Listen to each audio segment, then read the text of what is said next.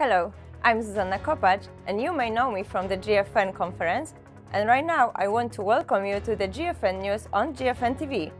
Today, we'll be speaking with Will Godfrey of Filter about recent data on youth vaping and smoking in the United States.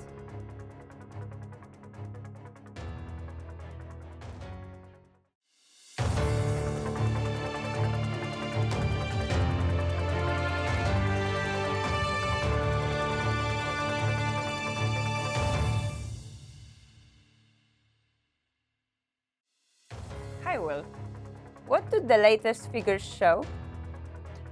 Hi Zuza.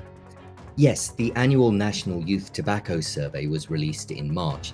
The numbers are once again encouraging. They're also unheralded.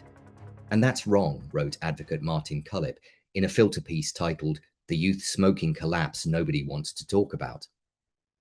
Among US high school students, use of safer products continued to decline, while cigarette smoking remained at a record low. Just 2% regularly vape, 0.4% regularly use nicotine pouches, and a tiny 0.2% regularly smoke. No major press release accompanied these findings. Compare that lack of fanfare to the years when US youth vaping, which peaked in 2019, was on the rise, Martin wrote.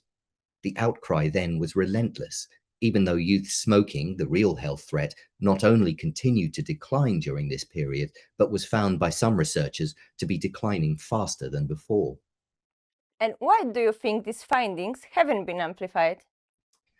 There's certainly turmoil and cuts under the Trump administration at the FDA and CDC, the agencies that produced the survey. But there's also no doubt that the data contradict the politicized narrative that led to a moral panic about youth vaping and all manner of crackdowns. When the CDC, for instance, continues to warn on its website that youth who vape may also be more likely to smoke cigarettes in the future, the truth can be inconvenient. What are the real implications of the findings? It's another telling blow against the widespread theory promulgated by public health and tobacco control entities that vapes are a so-called gateway to smoking for youth. The gap between the claim and the observable reality keeps growing wider, as Martin observed. What researchers identify as common liability to use all nicotine products is a far more likely explanation for any correlation.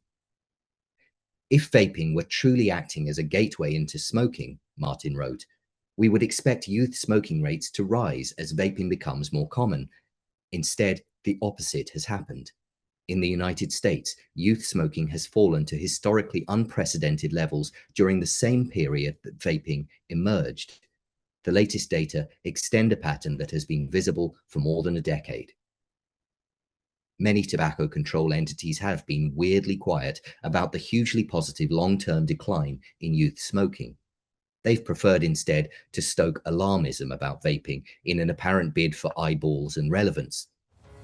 If youth vaping continues on its established trajectory, it'll only get harder for them to do that. Thank you, Will. That's all for today. Tune in next time here on GFN TV or on our podcast, and make sure to check out our social media pages for the latest updates on this year's Global Forum on Nicotine conference. Thank you for watching or listening, and see you next time.